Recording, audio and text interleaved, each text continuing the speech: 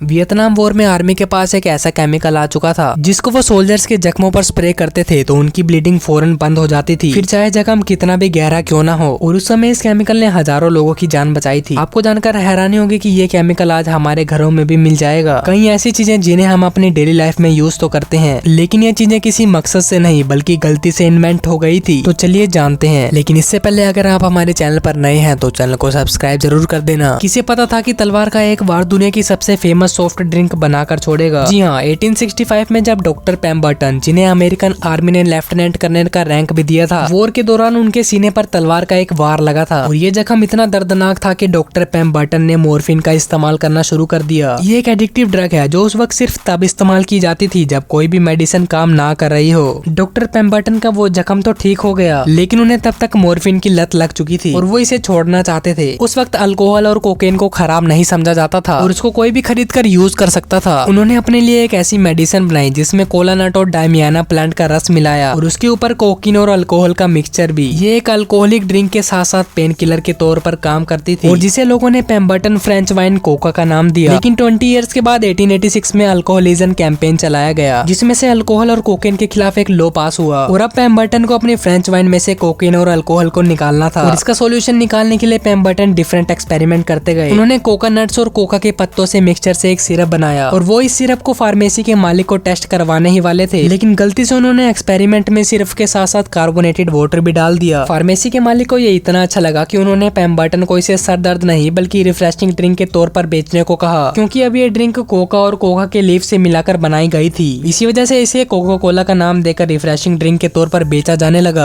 अपने जूते, लैपटॉप या फिर मोबाइल कवर में लगी ये चीज तो देखी होगी। दरअसल इसे हुक एंड लूप टेप कहते हैं। लेकिन क्या आपको पता है कि इसके इन्वेंशन का आइडिया एक ऐसे मौके पर हुआ था जब 1941 में जॉर्ज डी मेस्ट्रल एल्प्स के पहाड़ों पर अपने कुत्ते के साथ हाइकिंग करने निकले थे और वॉक करते समय बर्डॉग प्लांट के सीड उनके कपड़ों और उनके कुत्ते से बार बार चिपक रहे थे और वो बर्डॉग प्लांट के कुछ सीड अपने घर पर ले आए, जहाँ उनको माइक्रोस्कोप से देखा और रिसर्च करने पर पता चला कि इस सीड की टिप हुक की तरह बनी हुई है जो कपड़ों पर मौजूद छोटे छोटे लूप्स पर आसानी से फंस जाती है। ये प्लांट कुदरती तौर पर ऐसे ही बना है कि ये अपने सीड्स को पास से गुजरने वाले जानवरों के जरिए फैलाता है। जॉर्ज को ये तरीका काफी हैरान करने वाला लगा और 1955 में उन्होंने इस इन्वेंशन को अपने नाम से पब्लिक करवा लिया। हुक एंड लूप सिर्फ दो हिस्सों में आती है, एक में सिर्फ हुक्स होते हैं और दूसरी टेप में नायलॉन के लूप्स बने होते हैं। ये दोनों टच करते वैसे ही चिपक जाते हैं जैसे बर्डॉग सीड्स कपड़े पर चिपकते हैं। वियतनाम वॉर के दौरान एक ऐसा केमिकल था जिसने हजारों जख्मी सिपाहियों की जान बचाई थी और डॉक्टर फर्स्ट एड के तौर पर इस केमिकल को सिपाहियों के जख्मों पर स्प्रे करते थे जिससे जख्म फौरन सूख जाता था और ब्लीडिंग बंद हो जाती थी। ये केमिकल कोई और नहीं बल्कि सुपर ग्लू थी जो आज हर घर में मौजूद है और सबसे इंटरेस्टिंग बात ये है कि सुपर ग्लू भी गलती से बन गई थी। दरअसल ये बात वर्ल्ड वॉर 2 के समय की है जब सोल्जर्स की सबसे बड़ी प्रॉब्लम ये थी कि जब वो गन से फायर करते थे तो निशाना ठीक जगह पर नहीं लगता था और इस प्रॉब्लम का सोल्यूशन निकालने के लिए यूएस आर्मी को एक ऐसे निशाने की जरूरत थी जो बिल्कुल साफ प्लास्टिक का बना हो और उसके बीच से सब कुछ आसानी से नजर आ सके। क्लियर प्लास्टिक को बनाने के लिए एक केमिकल इंजीनियर की टीम हायर की गई जिसमें डॉक्टर हैरी कोवर भी थे और ये केमिकल गन्स का निशाना बनाने में बिल्कुल भी काम नहीं आया। 9 इयर्स के बाद 1951 में डॉक्टर हैरी कोवर कंपनी में जॉब कर रहे थे जहाँ जेट इंजन की कैनोपी यानी उसके कवर बनाने के लिए कुछ एक्सपेरिमेंट्स किए जा रहे थे और इस मौके पर डॉक्टर हैरी कोवर ने एक बार फिर से सायानो एक्रिलेट को उनके सामने इंट्रोड्यूस करवाया, लेकिन इस बार भी इस केमिकल को हद से ज्यादा चिपकने की वजह से रिजेक्ट कर दिया गया और तभी उसी वक्त कोडक के किसी दूसरे केमिस्ट का रिफ्लेक्टोमीटर टूट गया था। तो डॉक्टर हैरी कोवर को आइडिया आया कि उनके पास इसका सोल्यूशन है। उन्होंने इस केमिकल की मदद से उनका महंगा रिफ्लेक्टोमीटर सेकंडों में जोड़ दिया और 1958 में इस केमिकल को कोडक ने ईस्टमैन 910 के नाम से बेचना शुरू कर दिया।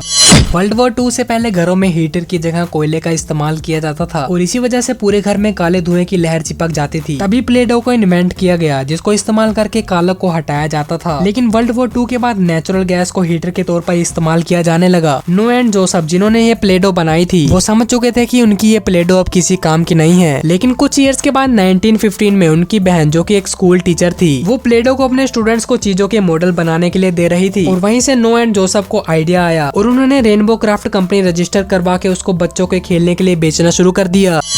पेसमेकर और पेनिसिलिन के अलावा मेडिकल इंडस्ट्री में ब्लड थिनर की इन्वेंशन भी गलती से हुई थी 1920 में, जब जानवरों में एक अजीब बीमारी नोटिस की गई। इस बीमारी में उनको इंटरनल ब्लीडिंग होने लगी, जिसके चलते हट्टे कट्टे जानवर भी मर जाते थे। रिसर्च से पता चला कि घास के ऊपर जम जाने वाले फंगस खाने की वजह से उनका ब्लड काफी पतला हो गया है। इस फंगस को डिटेल में समझा गया तो उसके अंदर एक खास केमिकल पाया गया जो असल में उनको काफी पतला कर देता था। इस केमिकल को बाद में वारफेन का नाम दिया गया, लेकिन इससे पहले ये हार्ट अटैक और स्ट्रोक पेशेंट्स को दिया जाता था और अगले 30 इयर्स तक ये चूहे मारने की दवाई के तौर पर इस्तेमाल किया जाने लगा। और 1950 में वॉरफेन का इस्तेमाल इंसानों पर भी करने का फैसला किया गया। इस जान बचाने वाली मेडिसिन को जिन पेशेंट्स पर पहले इस्तेमाल किया गया उसमें यूएस प्रेसिडेंट डेविड आइजनहोवर भी शामिल थे, जिन्हें हार्ट अटैक हुआ था और वॉरफेन के इस्तेमाल से उनकी जान बच गई।